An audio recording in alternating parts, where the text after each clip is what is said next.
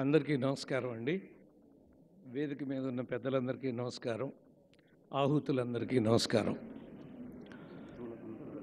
నాకంటే చిన్నవాడు గద్దర, కానీ నన్ను అన్నా అని ఆయన పిలిస్తే నేను గద్దరన్నా అని అన్నానే పిలిచేవాడిని.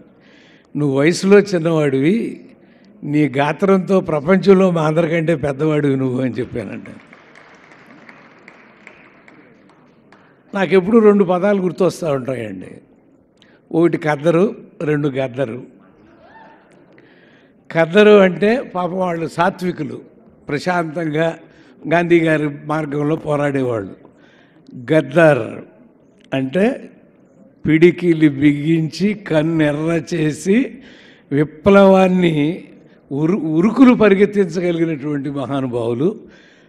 అసలు ఒక రచనతో మనం సమాజాన్ని బాగు చేయగలవాడు. పాత రోజుల్లో బుర్రకథలని, హరికథలని అవి అన్నీ మన పౌరాణికాలే చెప్పేవారండి. కానీ గద్దరన్న తను ఒక పాట పాడితే, ఇందాక కొన్ని పాడి వినిపించారు వాడు, ఆ పాట పాడితే ప్రజల యొక్క, అంటే అట్టడుగు వర్గంలో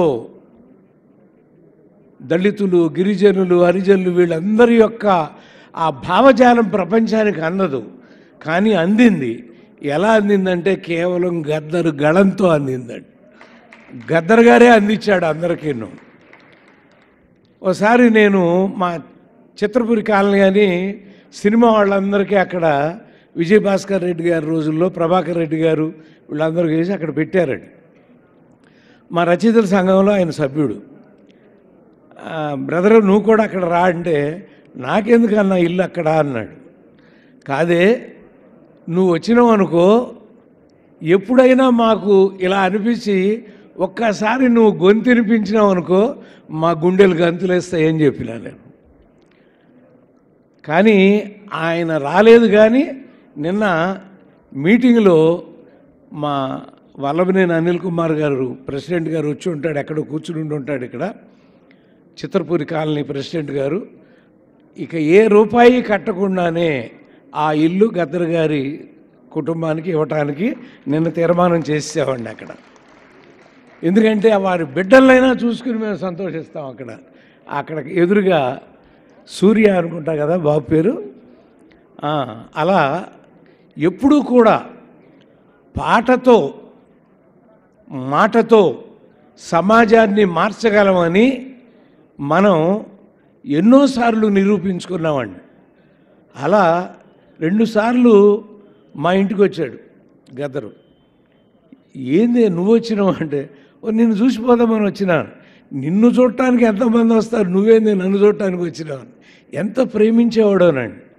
కానీ ఇలా హఠాత్తుగా అంత వయసులోనే హృద్రోగం, ఆయనకి గుండె రావటం ఏంటండి. ఆయన్ని చూస్తే గుండెలు బెదిరి పారిపోవాలి జనం, కానీ ఆయనకి గుండెపోటు రావటం అనేది ఇప్పుడు మాట్లాడుతూ అంటేనే నా కంఠం బొంగురిపోతుంది, మీకు వినపడుతూ ఉంటుంది. అంత అనుబంధం అండి గద్దర్ గారికి నాకు.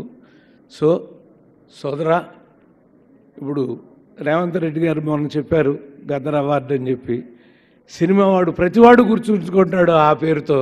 రేవంత్ రెడ్డి గారికి నమస్కారం అండి. అట్లా అలాగే ప్రతి వాళ్ళు కూడా గద్దరు బండెనక బండి గట్టి 16 బండ్లు గట్టి ఏ బండ్లో పోతావు కొడకో అని పాడతాడు.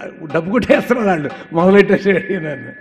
అలా ఆ గొంతుని ఎన్ని వేల సార్లు వింటే మనకు తృప్తి తీరుతుందండి. వింటానే ఉంటాం ఆయన పాడతా అంటే. సో గద్దర్ గారికి ఘనమైన నివాళి అందిస్తూ, ఆ కుటుంబ సభ్యులకి నా సానుభూతి తెలియజేస్తూ సెలవు తీసుకుంటున్నాను. నమస్కారం.